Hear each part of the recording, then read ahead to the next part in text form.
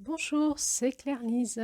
Vous êtes sur le podcast des 13 dynamiques du féminin sacré, un podcast où nous étudions tous les mois de l'année dans une roue chamanique proposée par un enseignement amérindien. Euh, Nous explorons, grâce à des contes amérindiens, mois après mois, l'énergie de chaque mois et notre évolution énergétique dans cette roue de l'année. Nous en sommes donc au mois de juillet, et au mois de juillet, nous explorons le caractère sacré de l'amour. Je vous ai donc proposé plusieurs audios autour de la notion de l'amour, de la notion de la libération du cœur, des blessures du cœur, des notions du couple, de la famille, de la sexualité. Et je vous ai proposé aussi des audios sur l'évolution sociétale en France et en Europe autour de ces sujets-là pour bien comprendre où on en est aujourd'hui, à la fois avec un regard sociologique et un regard plus énergétique et spirituel. Dans ce regard sociologique, nous avons considéré donc toute l'évolution en France autour de la famille et du couple, et entre autres avec la libération de la femme grâce au mouvement féministe. Nous avons vu comment ce mouvement féministe avait entraîné dans son sillon finalement le mouvement des LGBT, avec la demande de l'égalité des droits qui va avec. Alors, si vous voulez en savoir plus, je vous propose d'aller écouter les audios précédents. Et puis, je me suis proposé avec vous de zoomer un peu plus sur ce mouvement LGBT pour essayer d'en comprendre toute sa complexité aujourd'hui dans notre société et aussi que nous pourrions rencontrer dans nos vies et aussi dans nos consultations si nous sommes psychothérapeutes. Il me paraissait important de vous présenter le regard sociologique pour vraiment comprendre cette complexité. Et donc, ça a été l'objet d'une première audio. Et dans un deuxième audio, je me suis proposé de vous exprimer mon regard, qui est un regard complexe. J'ai envie de dire un regard qui explore la dimension complexe autour des sujets du masculin et du féminin en soi, et donc aussi de son identité sexuelle. Dans cet audio, je vous ai exposé ce regard multidimensionnel, corps, âme, esprit. Et nous nous sommes rappelés, entre autres, de toute la complexité de l'identité sexuelle en lien à la fois avec notre biologie, mais aussi avec les influences de notre éducation. J'avais abordé avec vous peut-être la posture que doit avoir un thérapeute quand il prend en charge ces symptômes-là à son cabinet, une posture d'élargissement très grand, d'accueil très grand et d'élargissement très grand de son regard pour vraiment écouter sur toutes les dimensions les dualités masculin-féminin pour permettre à la personne qui consulte une liberté absolue d'aller investiguer en elle ces zones de friction, d'opposition, de dualité, de blocage. Et entre autres, je vous avais donné mon point de vue sur la possibilité que nous soyons embarqués aujourd'hui dans une idéologie qui piège les personnes et qui les empêche d'aller consulter sur une problématique, un éventuel symptôme lié à des problématiques d'identité et des problématiques masculin-féminin. Nous avions un petit peu regardé le sujet de l'homosexualité. Et donc, si vous n'avez pas écouté cet audio, je vous invite vraiment à l'écouter puisqu'elle est vraiment, elle propose vraiment un regard sur la pensée complexe. Et cette troisième audio, donc, est directement reliée à cette deuxième audio. Alors ici, pour aller plus loin, je me propose d'aller explorer la notion d'identité sexuelle, la théorie du genre et les consultations qui ont augmenté chez nos jeunes en lien avec le questionnement de l'identité sexuelle. Dans cet audio, je vais essayer de vous présenter mon regard, encore une fois, sur l'historique et l'évolution sociétale au sujet de l'identité sexuelle et de la théorie du genre. Et ensuite, j'essaierai de vous présenter de mon point de vue les confusions qu'il peut y avoir aujourd'hui chez nos jeunes en lien avec tous ces questionnements que la société se pose et pose à l'école. Alors déjà vous dire que c'est un sujet extrêmement porteur de polémiques, de controverses, au sein même des personnes qui soutiennent la théorie du genre. Donc c'est compliqué d'en parler, c'est compliqué, souvent quand on en parle, on déclenche des polémiques. On a vraiment l'impression de marcher sur des œufs. Parce que à la fois, probablement dans son fondement, il veut soutenir une égalité des sexes, et aussi il est peut-être porteur de confusion, et donc il génère beaucoup de polémiques. Aussi, pour moi, c'est un petit peu périlleux d'aborder ce sujet, parce que j'aimerais être au plus juste de ma pensée, sans peut-être influencer par mon regard. La question que j'aimerais poser ici, finalement, c'est qu'est-ce qu'un garçon ou qu'est-ce qu'une fille? Qu'est-ce qu'un homme ou une femme dans une société qui propose que l'on peut être désigné comme neutre? Vous savez que notre société propose aujourd'hui qu'on appelle plus il ou elle, mais qu'on appelle yel pour définir l'identité neutre. Et aussi une société qui nous propose que l'on peut passer d'un sexe à l'autre grâce à des interventions chirurgicales et des traitements hormonaux, et que cela peut trouver sa justification dans le fait de se sentir homme ou femme dans un corps qui ne correspond pas à ce ressenti. Donc, je redis, dans cette société-là, qu'est-ce que c'est qu'être un garçon, une fille, un homme, une femme? Déjà, je vais revenir avec vous sur la définition de la théorie du genre, et ensuite on ira voir en fait son histoire, d'où ça vient tout ça, et on essaiera de comprendre où ça nous amène peut-être aujourd'hui. Donc finalement, dans la théorie du genre, le terme genre désigne la masculinité ou la féminité construite par notre environnement sociétal et culturel, c'est-à-dire notre langue, notre éducation, les modèles proposés, les rôles proposés par notre éducation et la société. Et donc le genre ne dépendrait pas de notre sexe biologique, mais il serait subjectif, c'est-à-dire qu'il dépendrait de la perception que chaque individu a de lui-même. Et aujourd'hui, ce que dit la théorie du genre, c'est qu'on est trop influencé, trop conditionné par notre société et qu'on n'est pas libre de se sentir masculin ou féminin. Donc ce thème-là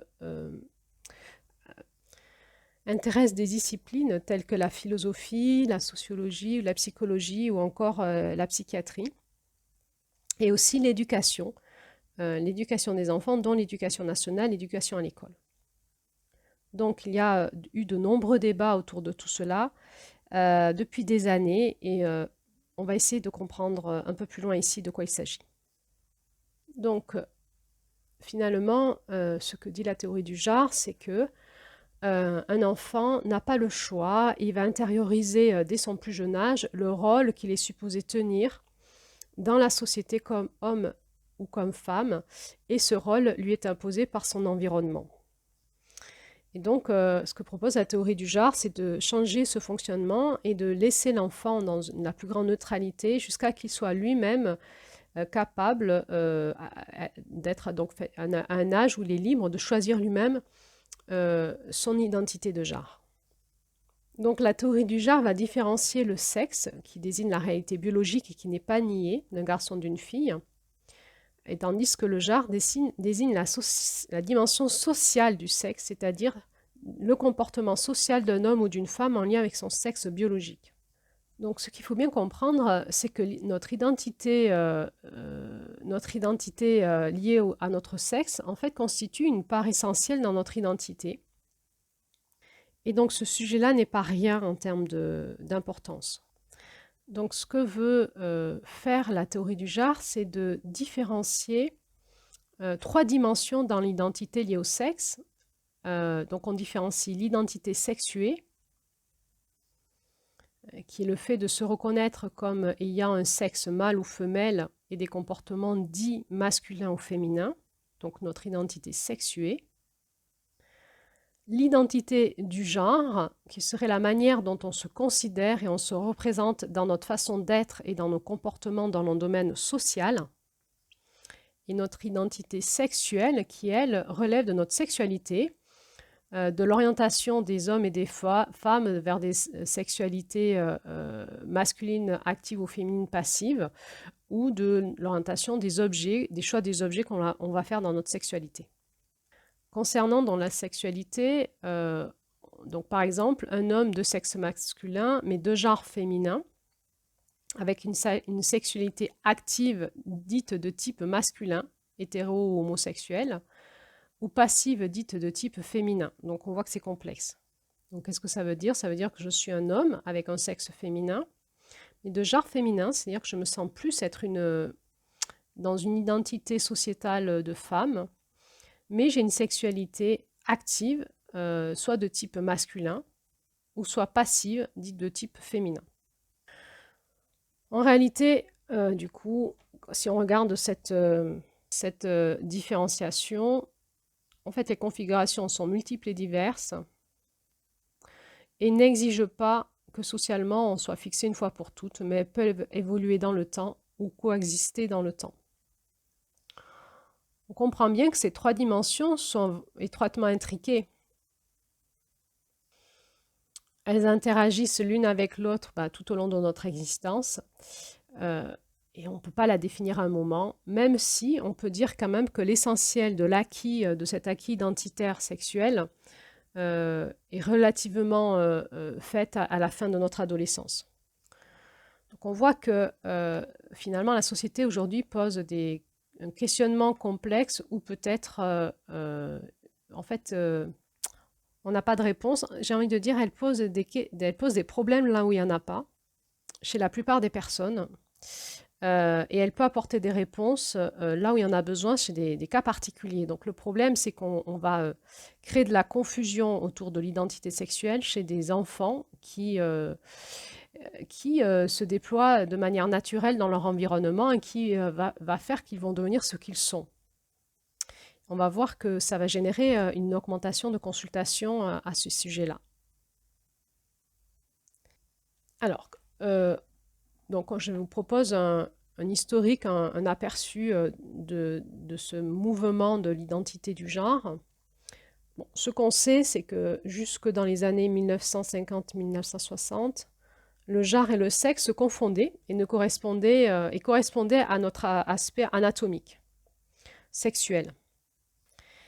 Et puis, vous savez, il y avait ces cas d'intersexués, donc c'est ces personnes qui naissaient avec des anomalies génétiques ou des organes sexuels et où on ne pouvait pas différencier de manière anatomique s'ils étaient un petit garçon ou une petite fille.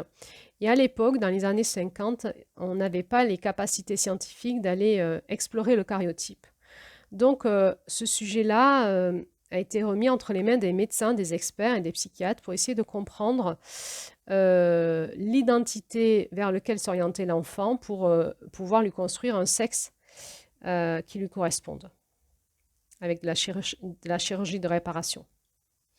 À ce moment-là, s'est posée la question de l'inné et de l'acquis. L'inné étant donc ce que j'ai dans mon système génétique en termes de gènes sexuels, et l'acquis, c'est tout ce que je peux développer de par mon vécu, mon éducation, et qui peut m'orienter vers un genre qui n'est pas forcément celui de mon sexe. Donc il y a eu énormément de débats psychologiques, philosophiques,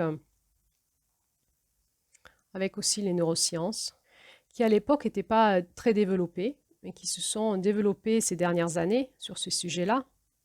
Et donc, en même temps, il y avait dans la société ce mouvement des féministes et de la revendication de la liberté, de l'égalité des droits, de la liberté sexuelle. Et donc, le sujet du genre a été vraiment porté par ce mouvement, avec une accusation de certaines personnes, de certains lobbies, j'ai envie de dire, de parler au nom des homosexuels pour dénoncer la maltraitance de la société dans l'orientation des genres. Donc, je ne sais pas si vous vous souvenez, c'était la période aussi où on essayait de réintégrer dans la société les homosexuels et les transsexuels.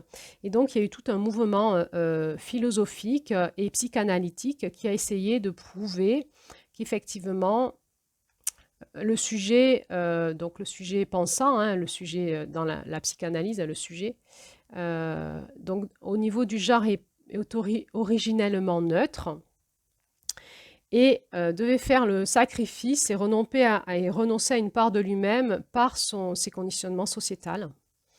Et donc permettait d'aplanir tout ce conditionnement sociétal et de réintégrer les homosexuels et tout le mouvement relié au LGBT. Donc le positif de tout ça, c'est que ça a finalement eu le mérite de nous mettre en réflexion un mouvement sur effectivement la façon dont les règles et les lois sociales génèrent des stéréotypes de genre et peut créer des troubles de l'identité sexuelle. Donc il est vrai que notre société probablement cultivait ces stéréotypes de genre.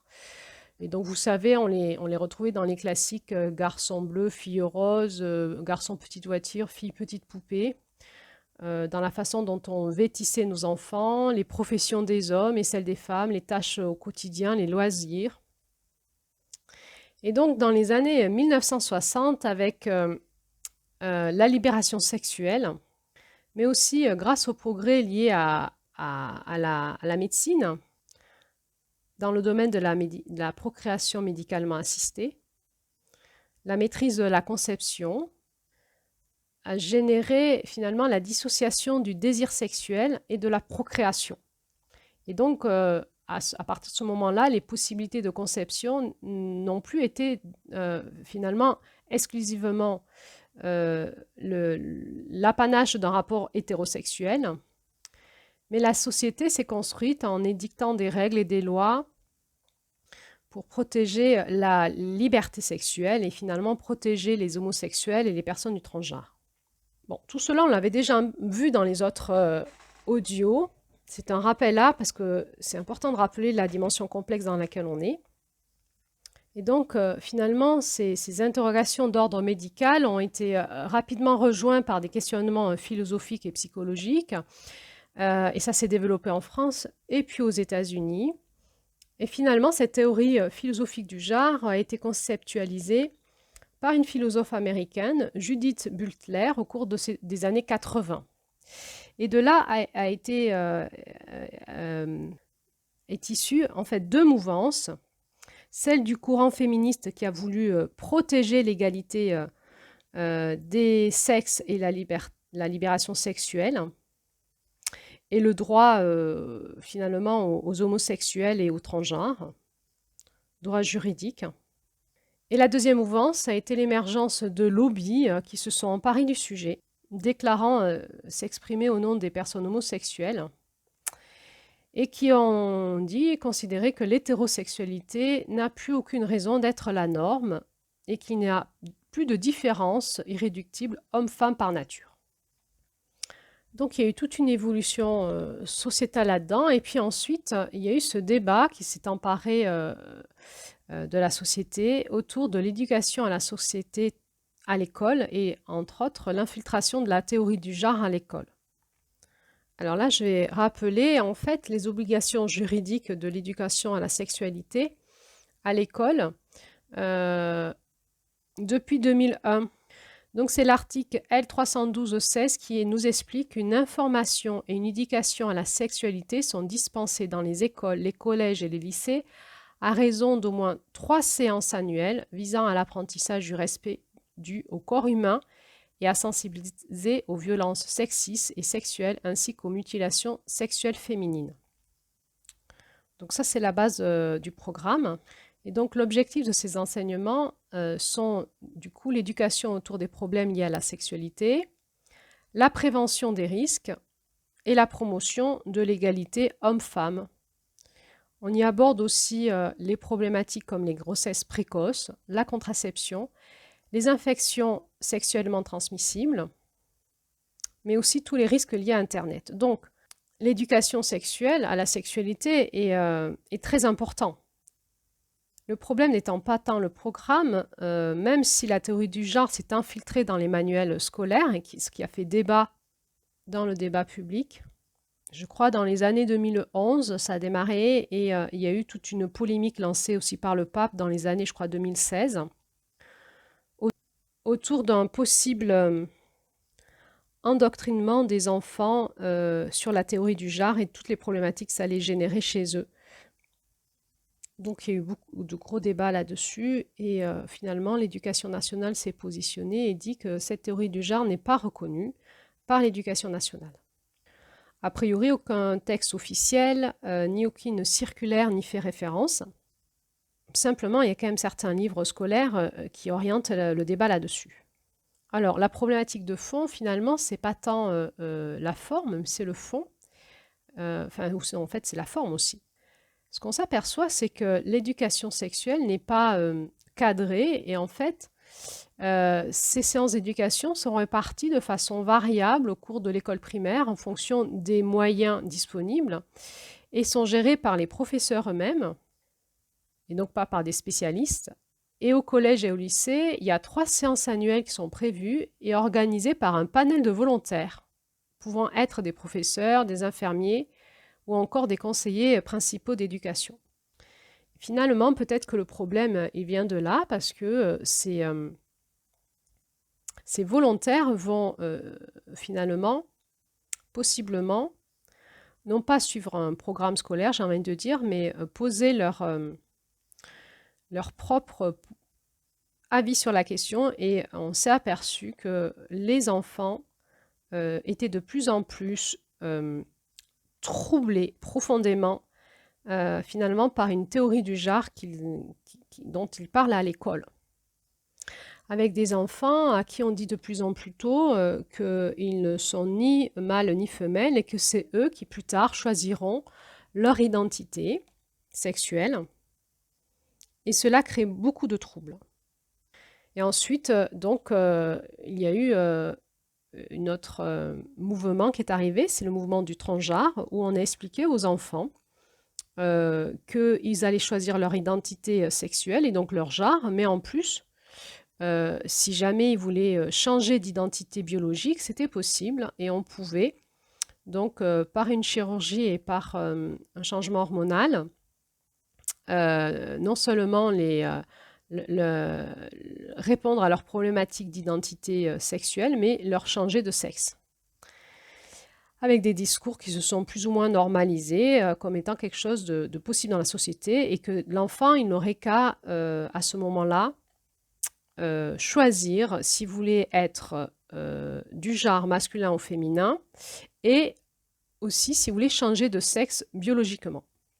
Donc on a vu une explosion de consultations, des consultations des enfants tôt, chez des psychologues, chez des psychiatres, chez des gynécologues, des adolescents chez des gynécologues, en psychiatrie, et puis des demandes d'enfants qui ont demandé à leur médecin généraliste comment faire pour changer de sexe. Et de ce fait, quelque chose qui était avant une problématique, une souffrance de quelques personnes très spécifiques est devenu carrément un questionnement sociétal et il y a eu une explosion de ce qui était avant une exception est devenu une explosion de demandes. Et puis on a vu aussi, par exemple en Angleterre, une clinique qui a fait fortune en proposant des programmes de changement de sexe aux jeunes très rapidement. On a assisté là vraiment à des déviances graves dans un but financier. Alors, est arrivé quoi? Est arrivé des jeunes... alors, qu'est-ce qui se passe quand un jeune est adolescent? Eh bien, il est dans une période où, effectivement, il n'est pas bien dans son corps, il n'est pas bien avec ses hormones et il n'est pas bien dans son identité sexuelle. Dans un collège ou une école ou un lycée sur lequel on met ces débats en route d'une façon pas du tout cadrée, eh bien, ça peut vraiment faire exploser le mal-être des jeunes, hein. Et on a vu arriver tout un tas d'adolescents qui voulaient demander à changer de sexe. Avec l'affolement des parents, évidemment, et puis pour certaines personnes, des mouvements LGBT qui se sont dressés contre des parents qui ne répondaient pas favorablement à la demande du jeune, en les accusant d'emprise et en les harcelant. Donc on a vu comme ça arriver dans la société des drames, au sein même des familles, probablement dû donc à une idéologie sociétale qui est arrivée dans son extrême, sans conscience de ce qu'on est en train de faire à nos jeunes. Avec des consultations en principe avec des psychiatres, quand on demande une transition de genre, qui est vraiment normée, et donc il y a plusieurs consultations et qui prend du temps pour vraiment essayer de sentir si l'enfant qui a la demande est bien atteint de ce qu'on nomme la dysphorie du genre, c'est-à-dire une personne qui est dans une grande détresse due à une non-cohérence en elle entre son identité de son genre et son sexe attribué à la naissance. C'est-à-dire que la dysmorphophobie du genre, ce sont des personnes qui sont en très grande détresse parce qu'elles se sentent femmes et qu'elles ont un corps d'homme, ou qu'elles se sentent hommes et qu'elles ont un corps de femme. Donc, on a demandé aux psychiatres et aux psychologues de vérifier cela avant d'arriver à ces opérations pour permettre à ces personnes d'avoir un corps qui correspond à leur genre.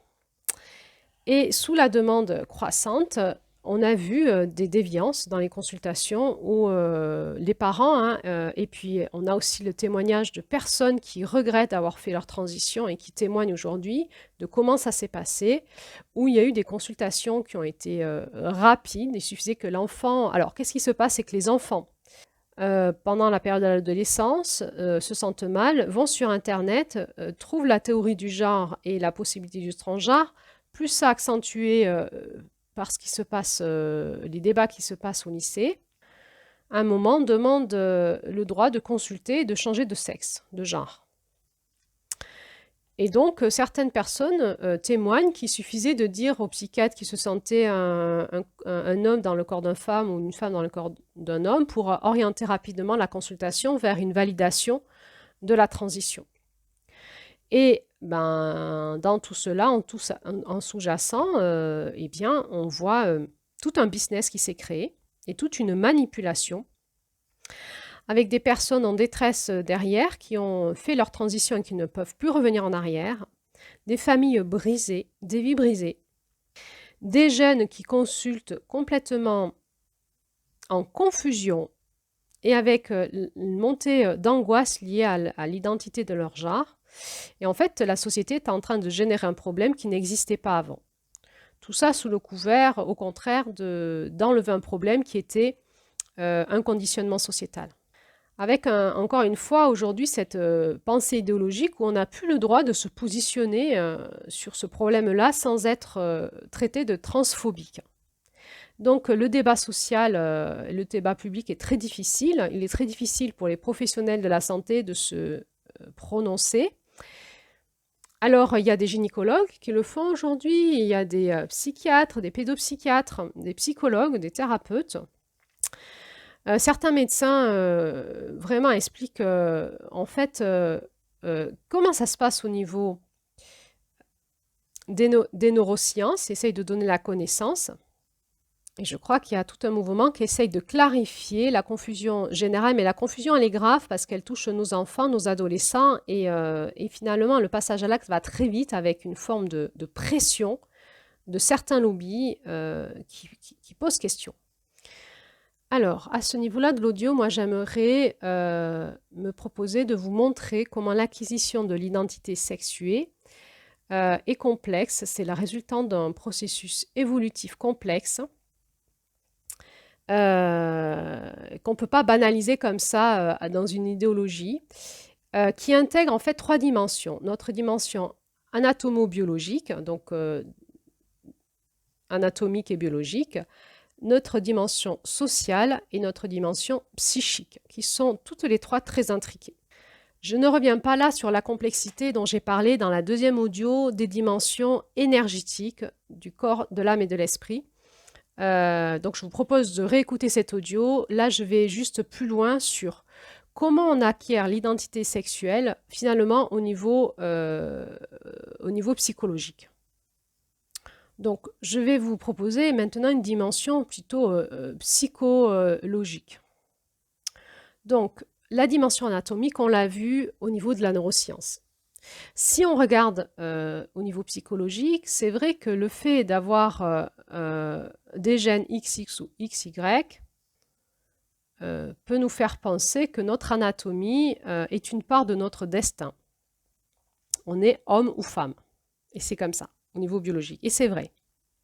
Ça, on ne peut pas le nier, il va falloir qu'on se base dessus parce que c'est la seule base solide, c'est notre identité anatomique, notre identité génétique qui va influencer nos hormones et notre neurobiologie, et notre corps va influencer notre regard sur le monde. Encore une fois, je vous propose d'aller écouter les audios sur l'influence de la neurobiologie et de nos hormones sexuelles sur notre corps. Qu'est-ce que c'est qui va varier par rapport à notre dimension génétique? Eh bien, c'est l'imprégnation hormonale qui vont influencer de manière différente sur certains de nos traits, de notre personnalité et de notre comportement. Notre influence neuronale, je voulais dire hormonale, qui va avoir aussi une influence sur nos neurones. Ça veut dire que ce n'est pas parce qu'on est mâle ou femelle, j'ai envie de dire, que notre anatomie préjuge entièrement de notre construction psychique et de la façon dont on va se sentir devenir garçon ou fille. Donc, il y a toutes ces influences hormonales et neurologiques, et puis ensuite, il y a toute une construction qui va être infiltrée par nos interactions avec notre environnement parental, surtout, bien sûr, et socio-culturel. Donc souvent est reprise une phrase célèbre de Simone de Beauvoir qui dit « On ne naît pas femme, on le devient ». Donc finalement, dès notre naissance, notre sexe anatomique nous identifie aux yeux de nos parents comme petit garçon ou petite fille. Et c'est inscrit dans le langage en fait, il ou elle. Mais aussi dans nos prénoms qui sont genrés, qui fait qu'on est quand même différencié de manière importante dès le démarrage. Donc à la base de notre vie, cette différence anatomique et génétique va vraiment constituer des repères essentiels dans la construction psychique et identitaire de l'enfant et de son environnement, de ses parents. Et donc l'enfant aura à intégrer progressivement, psychiquement et socialement, l'image de son corps sexué, petit garçon ou petite fille. Donc maintenant, je vous propose de regarder comment l'enfant va se développer au niveau psychologique dans son environnement et au niveau sociétal. Donc, on se souvient qu'au niveau neurobiologique, les gènes sexuels influencent nos hormones et, entre autres, la testostérone va faire qu'un petit garçon ne verra pas la vie comme une petite fille, et ça, c'est hormonal et neurobiologique. Mais il y a une autre dimension, c'est la dimension de l'épigénétique, c'est-à-dire comment notre environnement va avoir une action forte sur l'expression de nos gènes. Et donc, dès sa naissance, le nouveau-né va travailler, j'ai envie de dire, son épigénétique en fonction des perceptions qu'il va ramener par ses 5 sens. Et il va développer ses capacités cognitives qui vont lui permettre de différencier dès l'âge de 2 mois le féminin du masculin dans son environnement, c'est-à-dire la voix, puis vers 5 mois l'image de son père ou de sa mère, et il va différencier un homme et une femme par l'image. Et à partir de 2 ans et demi, il peut différencier consciemment les sexes masculins et féminins. Et vers 3 ans, il va pouvoir être capable de désigner son propre sexe. Et donc, c'est à cet âge-là, vers 3 ans, qu'il va commencer à acquérir une connaissance des rôles et des activités traditionnellement dévolues à chacun des sexes, et qu'il va s'approprier les jouets destinés à son sexe et va repousser les autres. Donc, il va jouer préférentiellement avec des partenaires de son sexe, et c'est comme ça qu'il va créer son identité, dans une forme d'affiliation sexuée. La question est de savoir si tout ça est anormal ou pas. Voilà. De mon point de vue, on met des problèmes où il n'y en a pas, et c'est normal que notre environnement influence notre identité. Donc, qu'est-ce qu'on peut voir aussi? C'est que l'entourage adulte, en fait, ne s'adresse pas de la même façon à un petit bébé fille qu'à un petit bébé garçon. Et c'est vrai qu'on a tendance à, d'emblée, en fait, à soutenir certaines caractéristiques du sexe masculin et certaines caractéristiques du sexe féminin. De mon point de vue, tout cela est absolument normal. Nous sommes en permanence influencés par notre environnement sur tous les plans, qu'ils soient sexuels ou autres. Et le travail qu'on aura à faire justement de notre identité, de notre, ce qu'on appelle l'individuation, ça va être un moment dans notre évolution psychologique de se séparer de cette éducation et de trouver notre propre identité. Mais on aura à le faire sur tous les plans. Ça ne sera pas que au niveau sexuel, ça sera sur tous les plans. Finalement, l'enfant, qu'est-ce qu'il va faire? Il va essayer de trouver sa place dans la famille, soit en soumission, soit en rébellion. Et il va essayer aussi de trouver sa place dans la société, dans les attentes et l'organisation par rapport à la société. Donc, ce qu'on peut comprendre, c'est que la sexualité, c'est à la fois quelque chose qui constitue le plus intime, le plus personnel de chacun d'entre nous, mais c'est aussi quelque chose qui est l'affaire de tous parce que, en fait, le regard sociétal influence considérablement notre identité sexuelle. Et c'est comme ça dans toutes les sociétés. Quand vous naissez en France, vous n'avez pas la même identité sexuelle en tant que femme que dans d'autres sociétés. Et puis, va arriver la construction et l'orientation sexuelle de l'enfant dans la forme que prendront ses fantasmes sexuels. Donc là, il faut encore revenir sur l'évolution sociétale en termes de libération sexuelle, puisque les fantasmes sexuels ont évolué dans la société.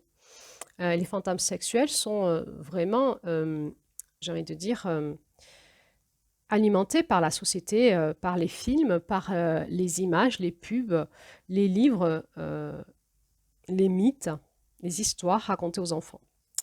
Et donc, quand dès l'école primaire, on commence à questionner les enfants sur le genre, il est probable qu'on les influence. Donc, on se souvient qu'il y avait cette société patriarcale dans une famille clanique puis nucléaire qui imposait finalement la notion du chef de famille avec des rôles bien départis pour chacun, l'homme au travail, la femme au foyer, avec à cette époque-là les genres garçon-fille bien différenciés.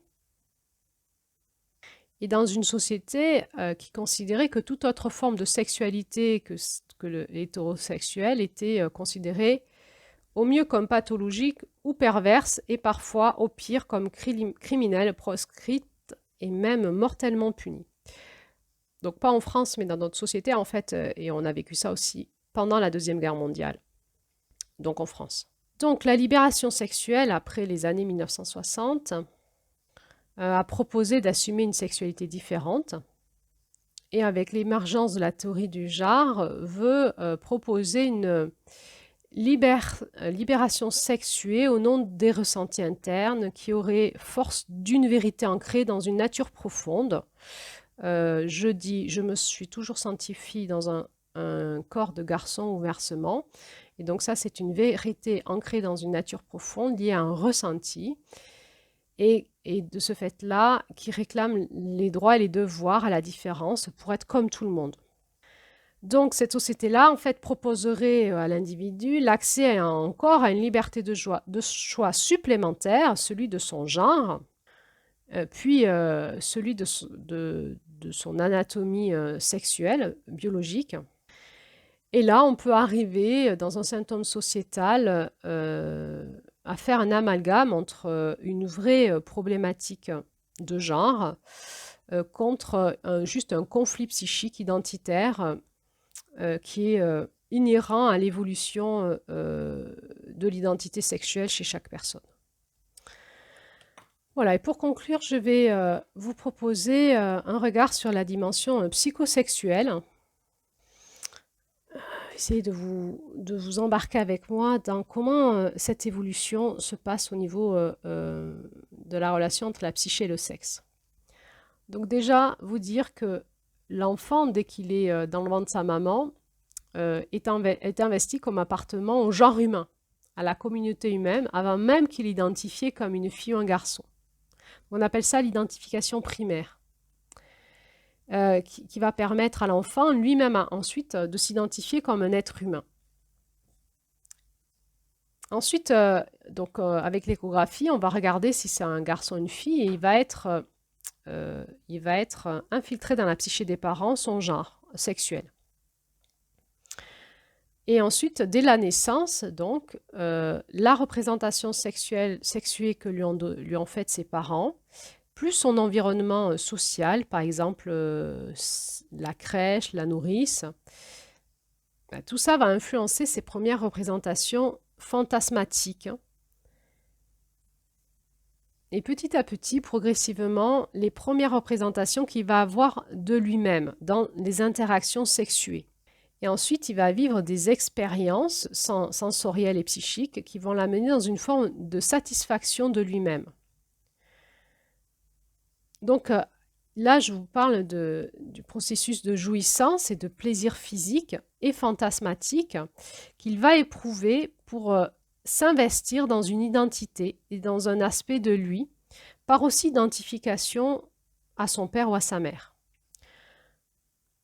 Donc, il va être aussi fortement imprégné, on va dire, du caractère sexuel des parents, et non pas de leur sexualité, mais du caractère sexuel des parents, de leur propre histoire à ce niveau-là, et de leur propre relation en tant que fille ou garçon à leur enfant, et de la façon dont eux-mêmes ils se situent dans leur rapport au sexué, au genre et à la sexualité.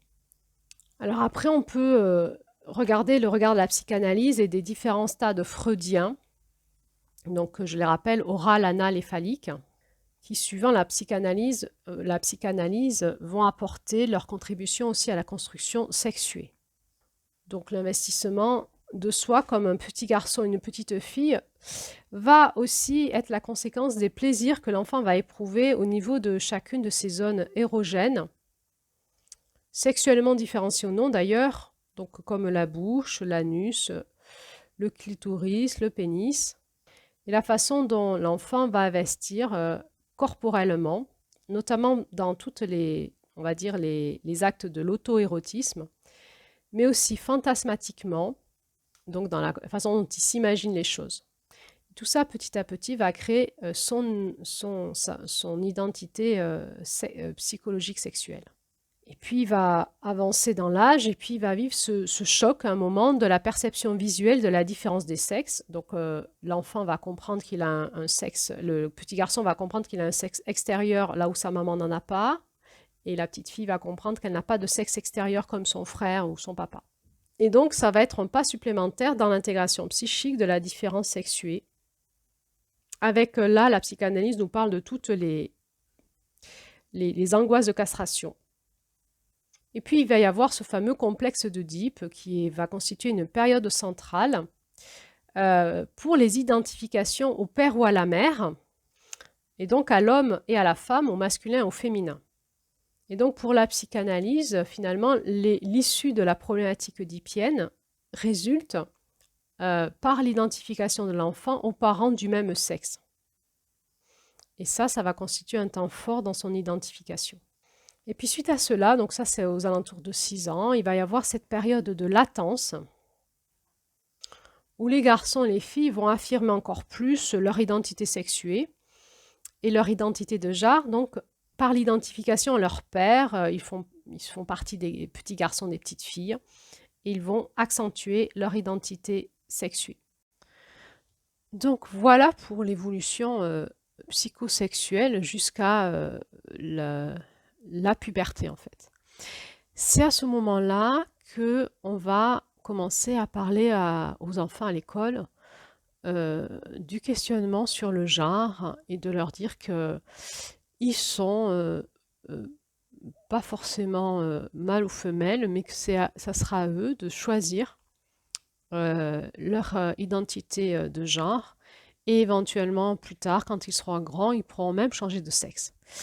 Il faut bien comprendre que dans ce contexte-là, dans toute cette structuration psychologique, entendre un tel discours met en état de choc. C'est-à-dire ça déconstruit toute une construction naturelle qu'il y a eu, avec des influences effectivement parentales, sociétales, qui font partie de notre condition d'être humain. Nous nous construisons par conditionnement sur tous les plans. Et ce discours qui remet en cause en fait les fondements de la construction identitaire forte de l'enfant, ses bases, peuvent mettre certains enfants vraiment en état de choc et en troubles identitaires majeurs. Et on peut retrouver des troubles derrière psychiatriques, dans une période où ils sont encore en construction et où ils sont en train, au contraire, d'affirmer leur identité qu'ils ont construite pour basculer dans l'adolescence. Donc, je voulais souligner ici, en vous faisant l'explication de toute l'évolution psychologique, c'est que il y a une différence de dire à un enfant depuis sa naissance qu'il est ni mâle ni femelle et qu'il choisira son sexe et de le lui dire depuis toujours, que de en fait laisser faire un processus naturel et puis à un moment que finalement l'école s'empare du sujet pour expliquer aux enfants sous le couvert de vouloir faire une éducation sexuelle et prôner l'égalité des sexes, commencer à influencer les enfants suivant les personnes qui parlent et prononcer des discours qui sont très graves pour des professionnels. C'est-à-dire que des professionnels de la psychologie ne feraient jamais ça. Et quand un instituteur ou un professeur ou un bénévole se permet de faire ça dans une classe, c'est vraiment une tempête de choc émotionnel qui peut se passer chez certains enfants. On les voit, on les retrouve en thérapie. Euh, et voilà, je voulais surligner ça. Et donc ensuite, dans ce contexte-là, suivant les enfants, ils n'auront pas eu les mêmes discours. On va basculer vers l'adolescence. Et puis va arriver la puberté. Et donc cette identité sexuée va également se développer à l'épreuve du corps. Et donc là, l'enfant va vivre une réelle tempête intérieure hormonale avec des transformations corporelles et donc l'apparition des caractères sexuels secondaires. Les règles qui arrivent chez les filles, les seins qui poussent, la voix qui mue chez les garçons, la barbe qui pousse, chez les filles aussi les poils qui poussent avec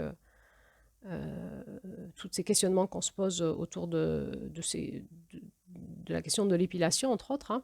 Et l'enfant va vivre une vraie tempête identitaire avec un corps qui change. À ce moment-là, on dit en psychologie qu'ils sont dans une phase de dépression, c'est-à-dire qu'ils ont du mal à accepter ce qu'ils deviennent, en fait. Hein. Il y a un vrai changement, un deuil à faire de l'enfance et une acceptation de ce corps qui devient adulte avec une psyché qui est encore immature. Hein. Il faut savoir que chez l'adolescent, le corps devient adulte, mais qu'on a une maturité affective encore de l'enfant, et c'est ce qui crée la crise de l'adolescence. On va devoir intégrer dans ce corps d'adulte une psyché d'adulte et devoir faire énormément de deuil. Donc là, à ce moment-là, l'adolescent est très précaire en termes de psychologie. Alors, les exigences sociales avant en fait, réclamer que le garçon soit attiré par les filles et des filles par les garçons. Et aujourd'hui, finalement, ces exigences sociales sont moins prégnantes. Et finalement, il y a de nombreux jeunes qui explorent à travers leurs différentes expériences, qui sont d'ailleurs de plus en plus précoces, des relations successives avec des garçons et des filles.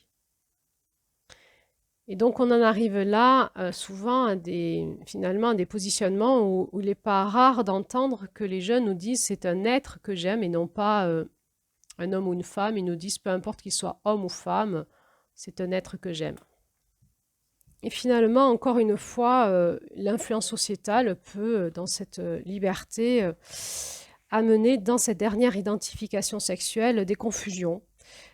Donc, on peut voir que c'est très complexe, que c'est pas binaire, hein, et que finalement, chez un individu, l'apparence et le ressenti sont le reflet de notre construction psychique, qu'il convient aussi parfois d'aller écouter, de pouvoir questionner librement, sans être étiqueté d'homophobe ou de transphobe.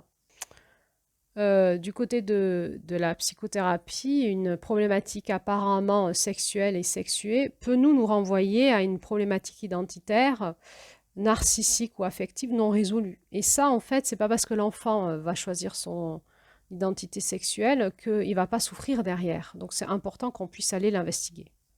Voilà, tout ça pour vous dire que moi, j'appelle ça un syndrome sociétal. Aujourd'hui, nous sommes dans une société où les repères ont explosé et où il y a des positionnements forts, dualistes et des influences de l'idéologie. Et on est dans un monde complexe et il est important qu'on puisse poser notre parole, prendre du recul, faire des tables rondes et réfléchir à tout ça de manière saine pour protéger nos enfants. Et pour moi, il est important de dénoncer le fait que l'éducation sexuelle à l'école primaire, au collège et au lycée ne soit pas faite par des vrais professionnels avertis de tous les risques qu'il y a au niveau psychologique d'employer certains mots ou certains concepts pour vraiment protéger nos enfants dans des périodes où ils sont très sensibles et très fragiles finalement.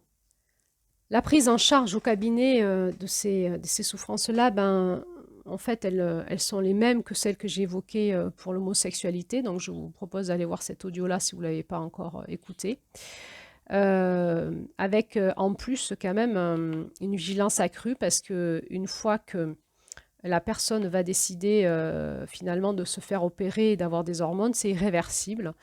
Et donc, il me semble qu'il est vraiment important pour les professionnels de la santé humaine de prendre vraiment du temps pour investiguer avec les personnes qui sont en demande de transition de manière très complète et très professionnelle pour vraiment sécuriser le patient, le consultant. Donc, si j'en reviens à notre rôle énergétique, puisque là, je vous ai fait le petit profil psychologique et sociétal, mais si j'en reviens à notre rôle énergétique, on va retrouver dans les problématiques de genre parfois une forte dualité entre l'âme qui a des caractéristiques inverses de ceux du corps biologique et une forte blessure en l'environnement sociétal et familial souvent. Donc là, on est sur les énergies d'avril et de mai, hein, c'est vraiment l'âme et le corps, et aussi de juin, qui est le contexte familial et finalement la relation à la dynamique familiale et aux ancêtres. Avec aussi le questionnement de tout ce coyote, finalement, cette manipulation sociétale, et on sera très vigilant de vraiment lever toutes les zones d'emprise pour pouvoir permettre à la personne d'être totalement libre, de pouvoir penser par elle-même et de ressentir le fond de son problème. Voilà, ensuite, de mon point de vue personnel, en tant que thérapeute, pour moi, la mutilation des corps n'est pas une solution au problème. Et pour moi, si la personne consulte parce qu'elle est en souffrance sur tout ça, je vais déjà vraiment prendre beaucoup de soin à lever toutes les zones de souffrance dans les espaces vibratoires énergétiques. Vraiment, des libérations énergétiques, c'est important parce qu'on peut vraiment retrouver des personnes possédées dans leur âme, possédées dans leur corps, pour vraiment permettre à la personne, une fois tous ces soins faits, de réinvestiguer par la thérapie la dimension psychologique et ensuite identitaire, d'une manière beaucoup plus libre. Et il y aura probablement tout un travail à faire sur l'âme et sur les blessures d'incarnation et l'acceptation de ce corps, au même titre qu'on va le faire avec des adolescents anorexiques ou boulimiques ou des personnes qui se scarifient. La question de l'acceptation de notre corps, elle est finalement assez présente en thérapie. Et on est là en lien avec les blessures d'incarnation. Voilà ce que je pouvais vous dire dans cet audio bonus sur l'identité du genre et le transgenre. Et j'ai envie de conclure cet audio en disant, voilà comment de mon point de vue, la société, dans un mouvement actuel de perte de repères, dans son excès de masculin, de vouloir rétablir des égalités, arrive à créer des problèmes psychologiques graves, voire de mutilation de corps graves, là où il n'y avait pas de problème, et à questionner, finalement, on va basculer sur les lunes du féminin et on va s'interroger sur notre responsabilité sociale en lien avec les générations qui suivent. Et il me semble que ce questionnement du genre et de l'influence qu'on a sur nos enfants aujourd'hui, qui, à mon avis, la problématique concernait pas beaucoup de personnes, est devenue un problème collectif et qui nous amène quand même à nous poser la question, où va-t-on pour les générations qui suivent? Qu'est-ce qu'on est en train de générer au niveau psychologique, au niveau génétique chez nos enfants?